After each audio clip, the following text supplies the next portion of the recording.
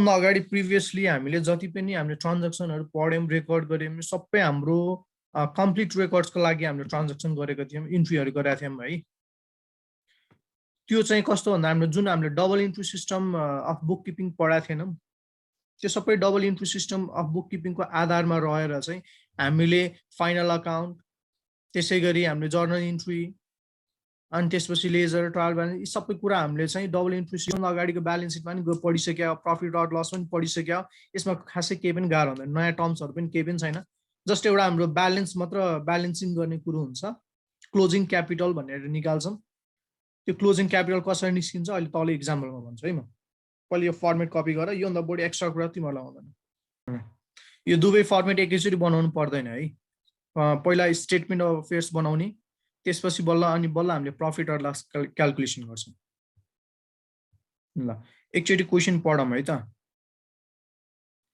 Madan started business with cash of rupees कति 40,000 मदनले चाहिँ 40,000 cash invest गरेर के गरे बिजनेस स्टार्ट गरे हो एन्ड बिल्डिङ अफ रुपीज कति 50,000 on January 1st 2002 his position on December 31st 2002 is as follows bills payable कति को रहेछ 30,000 creditors 10,000 debtors 25,000 furniture 25,000 sundry debtors 40,000 bank balance 25 bank loan 12,000 investment 32,500 तल के भनेछ he drew rupees 49,200 during the year उले वर्षभरि कति ड्राइङ गरे हो पैसा कति झिक्यो आफ्नो अर्गनाइजेसनबाट 49,200 एक वर्षमा झिक्यो हामी एनुअल क्याल्कुलेट गर्छौं है तिमीलाई कहिलेकाहीँ यो मन्थली दियो भने इन्टु 12 ले मल्टिप्लाई गरेर राख्नु पर्ने हुन्छ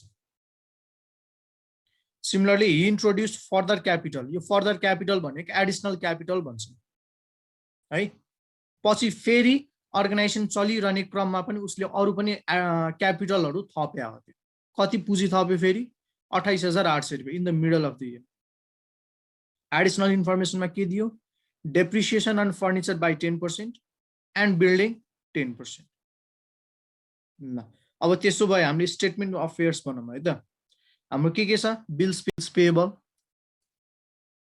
त्यसपछि के छ क्रेडिटर्स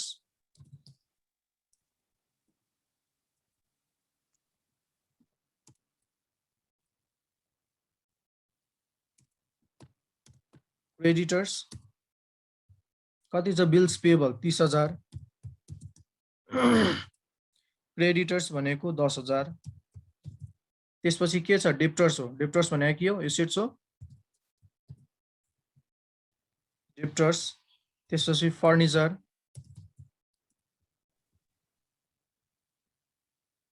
डेप्टर्स कतिको 25,000 डेप्टर्स 25,000 फर्निचर कति दिएछ 25,000 यसलाई अमाउन्ट चाहिँ भित्र राख्छ हामीलाई एडिशनल इन्फर्मेसनमा दिएछ है केही 25,000 एडिशनलमा के भनेको छ डेप्रिसिएट फर्निचर 5% भनेको छ लेस डेप्रिसिएसन 5% कति हुन्छ 5% 25,000 को 5% कति हुन्छ क्याल्कुलेट गर्नुस् त 1250 हो ल यति लेस गरेपछि कति आउँदो रहेछ 23,750 हो कि हो त्यही हो सर फर्निचर भयो त्यसपछि के छ हाम्रो सन्ड्री डेप्टर्स भनेको छ सन्ड्री डेप्टर्स कति 40,000 त्यसपछि के छ बैंक ब्यालेन्स भनेको छ कति 22,500 त्यसपछि के छ बैंक लोन भनेको छ बैंक लोन हाम्रो लायबिलिटी हो बैंक लोन कति 12,000 त्यसपछि के छ इन्भेस्टमेन्ट कति छ हाम्रो 32,500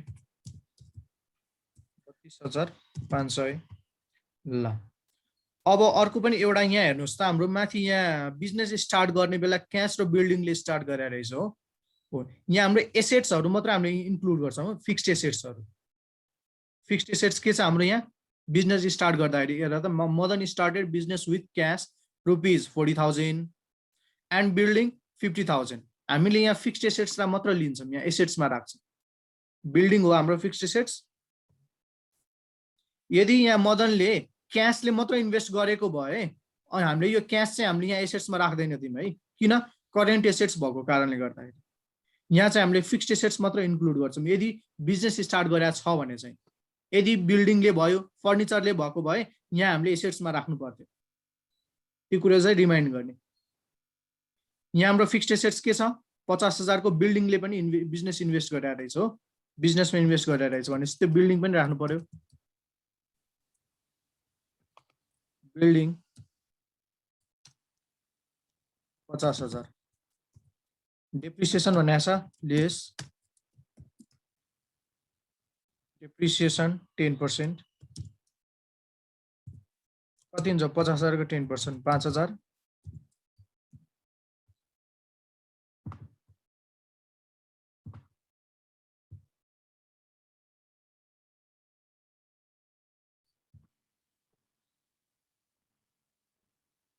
कति हुन्छ यहाँ? 50 मा 5,000 घट्यो भने 45,000। अब त्यसो भए यहाँ टोटल गर्नुस् त। अब यो लायबिलिटी र एसेट्स इक्वल आउँदैन है।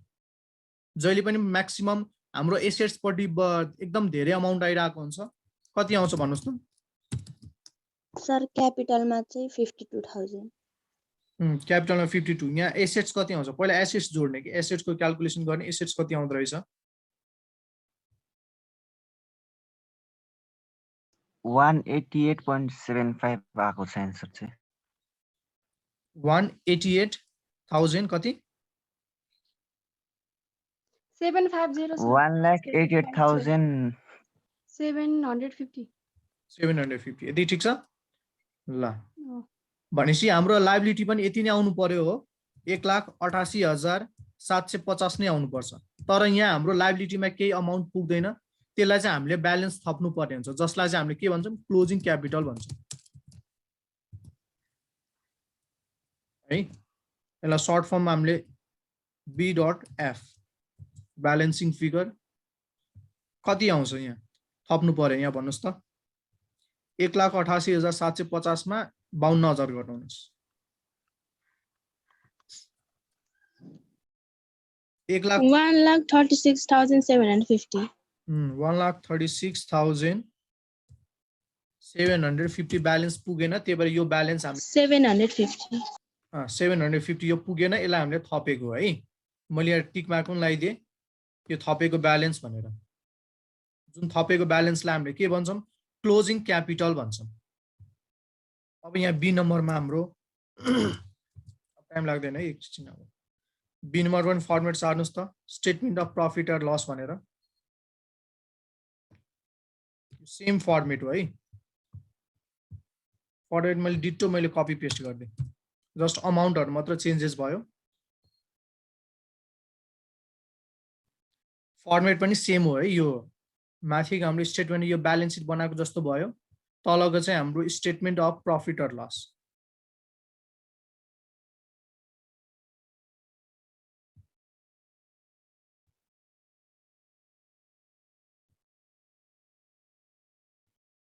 देखिन्छ यति है।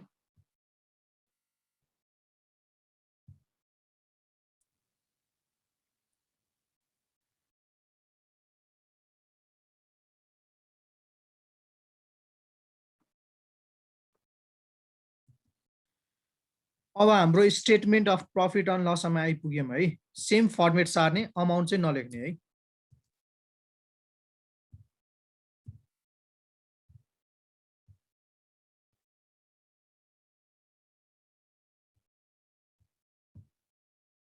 ल अब यहाँ हाम्रो क्लोजिङ क्यापिटल कति आयो, जुन चाहिँ हामीले ब्यालेन्स सिटबाट निकाल्छौँ।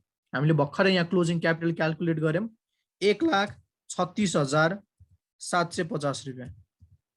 यो अमाउन्ट यहाँ राख्नु पर्यो, ठिक छ। यसमा के छ? Add drawings. ड्रइङ्स भनेको चाहिँ यो अनरले चाहिँ 1 वर्षभरिमा कति पैसा झिक्यो त अर्गनाइजेसनबाट, त्यो हेर्नु पर्यो। त्यो कहाँ हामीलाई दिएको छ? यहाँ दिएको छ, हेर त। He drew rupees 49,200 during the year.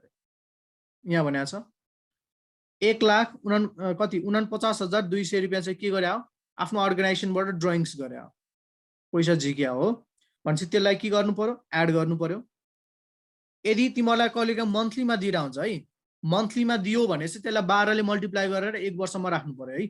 जस्तै यु विथड्रु 2000 पर मन्थ भन्यो भने कति हुनु पर्यो, वर्षमा कति विथड्र गरे 24,000, 2000 इन्टु 12। यहाँ हाम्रो डाइरेक्ट 1 वर्षको दिएको छ, त्यही भएर चाहिँ हामीले यसलाई इयरमा कन्भर्ट गरेनौँ। 49,200 कति हुन्छ यो एड गरे भने भन्नुस् त, 1,36,750 प्लस 49,200 जोड्यो भने कति हुन्छ त्यो यहाँ लेख्नु पर्यो अमाउन्टमा 950। अब लेस के गर्नु पर्यो, यहाँ लेस के गर्नु पर्यो एडिसनल क्यापिटल। एडिसनल क्यापिटल भनेको हामीले अर्गनाइजेसनमा अरू पनि क्यापिटल कति इन्भेस्ट गर्यौँ त्यो हेर्नु पर्यो बिचमा के। हाम्रो अर्गनाइजेसन चलिरहँदाखेरि हामीले चाहिँ अरू एडिसनल के क्यापिटलहरू हामीले इन्भेस्ट गर्यौँ त्यो हेर्नु पर्यो। यहाँ हामीलाई दिएको हुन्छ इन्फर्मेसनमै दिएको हुन्छ he introduce further capital rupees 28,800 in the middle of the year. वर्षको बिचमा उसले के गर्यो 28,800 रुपियाँ के गर्यो पैसा झिक्यो। त्यसलाई हामीले के गर्छौँ लेस गर्छौँ। यो फर्मेटमा नो एनी चेन्जेस है, त्यही भएर मैले डिटो मैले माथिबाट सार्नुको कारण त्यही हो। जुनसुकै क्वेसन गर्दा फर्मेट सेम, प्रफिट एन्ड लसको फर्मेटमा केही चेन्जेस हुँदैन। यति मैले राखेँ ल।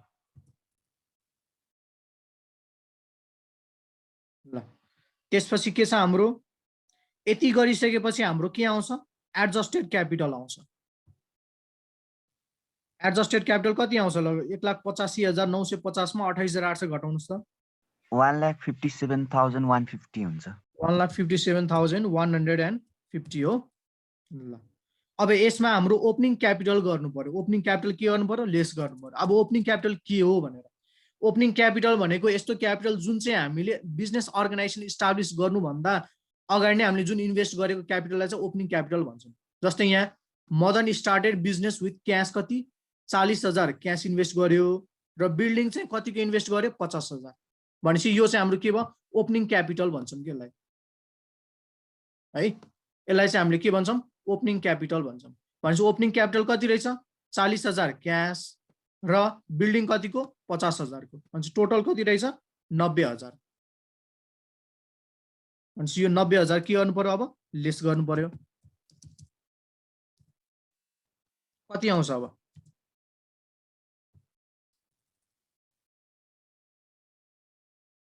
1,57,150 मा 90,000 घटाउनु पर्यो 67,150 हो। यो भनेको चाहिँ हाम्रो प्रफिट भयो 67,150 रुपियाँ चाहिँ नाफा कमायौँ यो वर्ष भनेर क्याल्कुलेसन हामीले गरे।